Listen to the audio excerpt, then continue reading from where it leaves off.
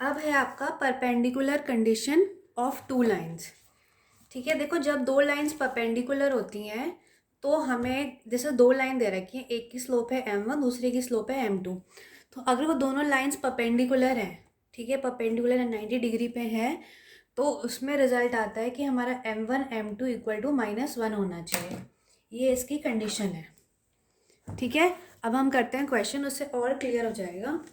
Find the equation of line जिसमें हमारा through जो लाइन हमारी पास हो रही है 4,5 पॉइंट से और परपेंडिकुलर है हमारा 2x - 3y - 5 इक्वल टू 0। हमें एक ऐसी लाइन बतानी है जो इस पॉइंट से पास हो रही है और इस लाइन पे परपेंडिकुलर है। ठीक है, सबसे पहले तो हमें क्या करना पड़ेगा, इसकी स्लोप निकालनी पड़ेगी। तो हम स्लोप के लिए हमें पता है कैसे करना है, वही y is equal to mx plus c होता है हमारा। तो 2x - 3y is equal to 5। ठीक है, तो y क्या हो गया, 2x - 5 is equal to 3y। नीचे चला गया 2x - 5/3 is equal to y। ठीक है, तो यानी कि जो 2/3 है, ये 2/3 आपका हो गया m। ठीक है, हमने बोला लाइंस परपेंडिकुलर है, यानी कि इसको मान लो आप m1 मान लो, कुछ भी मान लो, तो 2/m1 इंटू m2 -1 होता है।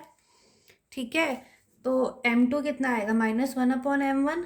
ये वैल्यू पुट कर दी, m2 क्या हो गया, -1/2/3, m2 हो गया -3/2। यानी कि हमें वो लाइन निकालनी है जो इस पॉइंट से पास हो रही है और उसकी स्लोप ये है। ठीक है, तो हमें पता है इसका फॉर्मूला क्या है, हम पढ़ चुके हैं कि जब हमें पॉइंट दे रखा हो और स्लोप दे रखा हो तो हम निकाल देंगे। तो हमने फॉर्मूला पुट कर दिया, m is equal to x - x1, ये हमें फॉर्मूला है। ठीक है, x1 क्या है आपका 4 है, y1 आपका 5 है, ये क्वेश्चन में गिवन है। m हमने निकाल दिया -3/2, बस वैल्यू पुट कर देंगे और सॉल्व कर देंगे। ये हमने वैल्यूज़ पुट करी है यहाँ पे।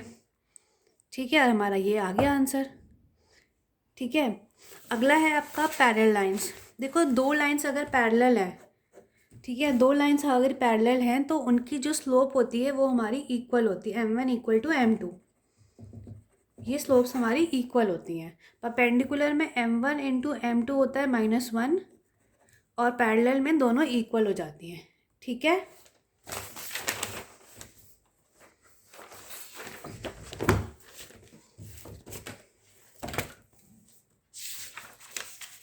ये क्वेश्चन करते हैं अब हम। Find the equation of the line through the point -6, 10 and parallel to इतना। ठीक है, हमें ऐसी लाइन की इक्वेशन निकाली है जो इस पॉइंट से पास हो रही है और इस लाइन के पैरेलल है। तो देखो जब हम इस लाइन की, देखो हमें इस लाइन के वो पैरेलल है, यानी कि जो दूसरी लाइन है उन दोनों की स्लोप सेम होगी, तो हम इसकी स्लोप निकाल देंगे। वही formula, y is equal to mx plus c और 8y is equal to 5 - 7x, y is equal to 5/8 - 7/8x। ये हो गया आपका m। लाइन पैरेलल है तो वाली लाइन भी स्लोप दोनों सेम है, तो दूसरी लाइन की स्लोप भी -7/8 है। ठीक है, हमें पॉइंट क्या गिवन है, पॉइंट हमें गिवन है -6/10। हमें पॉइंट गिवन है -6/10। तो हम क्या करेंगे, हम वैल्यूज़ पुट कर देंगे, वही सेम फॉर्मूला जो हमने पिछले वाले क्वेश्चन में यूज़ किया था। ठीक है, x1 यहाँ पे क्या है 6 -6 और y क्या है 10। हमने वैल्यूज़ पुट करी और -42 + 80 38 है। ठीक है, ये थोड़ा कैलकुलेशन एरर आ गया। ठीक है, तो हम इसको सॉल्व कर देंगे, वही सेम है, x की वैल्यू और इक्वेशन आ गई है हमारी। ठीक है,